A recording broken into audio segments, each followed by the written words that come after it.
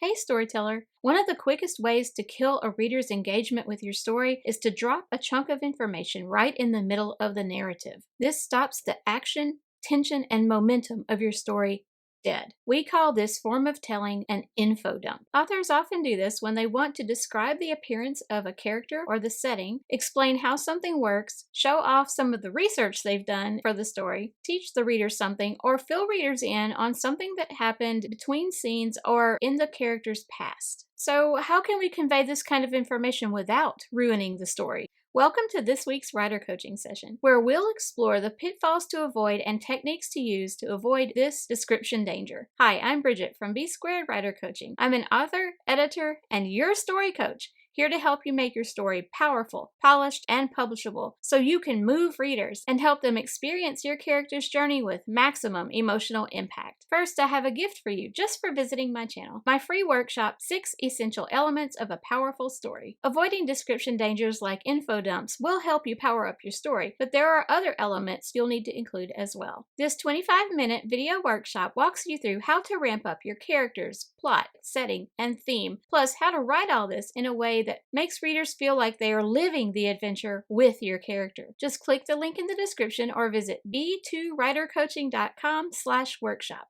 That's the letter B, the number 2, writercoaching.com/workshop to access it today. And be sure to stick around to the end of this video so you won't miss this week's Power Up, a super practical action step you can use right now in the story you're working on. Info dumps is a blanket term we use to describe several ways in which an author can dump information, backstory, or other facts on their readers. There are 4 main types. The classic information dump. This could be information or tidbits from the research the author has done in the course of writing the story. Sometimes this information or research may not even matter that much to the current story, but it's always delivered in a chunk of exposition or narrative that doesn't involve the character's dialogue or actions. This contributes greatly to what we call telling instead of showing. Though there are some instances where minor amounts of telling may not harm your story, chunks of it definitely will. Even when writing fiction or memoir, authors often find research necessary in order to make sure their portrayal of some aspect of the setting or the time period is accurate and believable. This type of information serves your story best when it is mixed with action and dialogue, not delivered in huge chunks or entire paragraphs. Keep in mind, readers don't dive into stories looking for a list of facts or a history lesson. Most will skim info dumps and pick up the story on the other side. If they don't get so bored, they just abandon the story altogether. The second type of info dump, and perhaps the most common, is the backstory dump. Facts and research-based information aren't the only subjects of info dumps. Even a character's past can become chunks of telling if you stop the story to describe them. We call this information about a character's past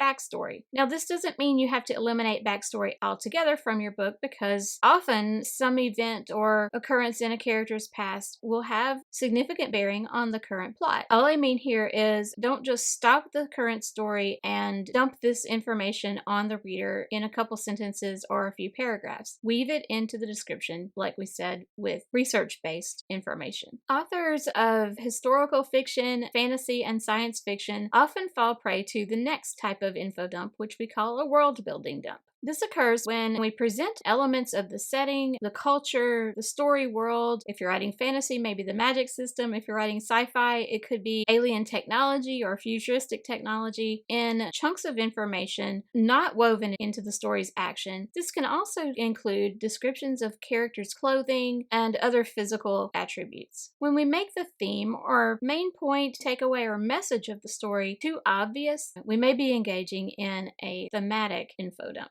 This can also lead to something we call preachiness. Stick around to the end of the video where I will discuss that in detail. Here are a few pitfalls to avoid so you can make sure you're not creating info dumps in your story. I'll place them on the screen, so feel free to take notes or take a screenshot. The first pitfall to avoid, we've already alluded to, but it is narrating large passages of information or description, especially in the first few chapters. Also avoid thinly disguising backstory or information as dialogue. Using dialogue is a legitimate technique for correcting an info dump, and we'll discuss this later, but this can present issues if it is done poorly. Another pitfall to avoid is presenting too much information too soon. Not only does this create an info dump, but it also can kill the suspense of a story. And finally, avoid including unnecessary information. If it doesn't affect the plot or your character's motivations, cut it, no matter how interesting it might be. So how can we convey this information to our readers in a way that isn't an info dump? The first technique we can use is what I call active description. Whether you're describing setting details, something from your character's past, his or her physical traits, or how your futuristic technology works, weave that information into the character's actions instead of presenting it in a chunk. For example, if your character is traveling west in a wagon train, don't launch into a lengthy description of the supplies the characters will need, or the dangers travelers faced in that era, or how a rifle worked in that time period. Instead, show your character scrambling to gather or make the supplies she will need, or facing one of those dangers using that rifle. If you'd like me to make a future video on how to use active description with more examples, let me know in the comments. I'm kind of breezing through it right now because we have other techniques to get to. The second technique we can use is to drop little breadcrumbs of information throughout the story. This can work for any kind of information that could lend itself to an info dump. So you can use this for setting detail, backstory, or research-based information, as well as hints at your theme. Authors of all genres can benefit from studying how suspense writers distribute information throughout their stories. They drop little clues all along the way. Even with the mildest of genres, authors can hook and keep readers engaged with hints at character backstory and other information that raises as many questions as it answers. Author Brian Davis equated this technique with dropping popcorn to entice ducks to follow you in a park, while best-selling Christian romance author Susan May Warren called tidbits of tantalizing information about a character's past, backstory, breadcrumbs. Whatever you name it, give readers snippets of information and answers all along the way while you raise more and more questions throughout the story. Keep in mind that when we hint at what happened in a character's past or other important information, we raise curiosity for readers, and they can't resist turning pages. And the last technique is one I mentioned briefly earlier, and that is to turn the info dump into authentic dialogue. The key word here is authentic. This is probably the most common method authors use to correct an info dump. They will attempt to do so by turning that information into either dialogue or a character's internal monologue, which is a character's thoughts. Those are legitimate and great techniques to use if you take the following precautions. Reveal only small portions of backstory or information at a time. Even in dialogue, we need to drop those breadcrumbs. Make the information natural to the flow of the conversation, or it will seem flat and forced, ruining the rest of the dialogue. Make sure these particular characters have a reason to be talking about this information or event, and that it fits the plot and the character's nature to disclose this. If the character who is revealing the information is normally a loner and keeps to himself and doesn't talk about anything personal, or would seem out of character to disclose this information to the other character, then find a different way to reveal the backstory or information that you want to get across to the reader. Avoid showing one character telling another something the second character would already know. Doing so is not natural to how we talk. Just a little quick tangent. If you notice things look a little different on the video now than they did before, that is because I had some technical difficulties and ended up having to re-record the second half of the video. Are you finding this helpful so far? If so, consider clicking the like button so YouTube will show this video to more writers like you.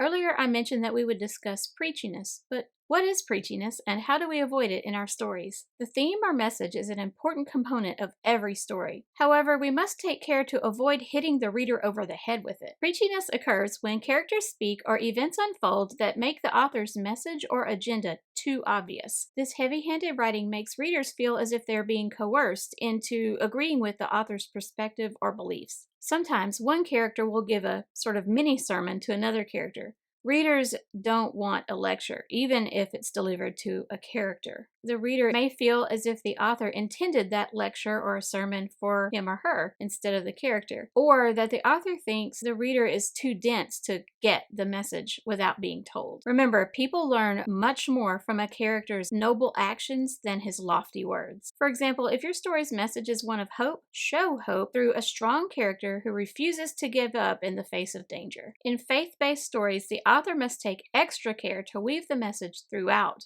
the story, using the character's actions and dialogue. For example, in Christian fiction, authors will sometimes show a character going to church and hearing a sermon that somehow changes his perspective or mindset. If you include extensive chunks of a sermon in your story, this could bore the reader, or worse, irritate him. Though readers of this genre most likely enjoy going to church themselves, even they don't turn to stories for a sermon. People tend to skim over these preachy info dumps if they continue reading at all. In such cases, the author's message has no chance of having a positive effect on the reader because it's never read. Now, does this mean you should never show your characters going to church? Not at all.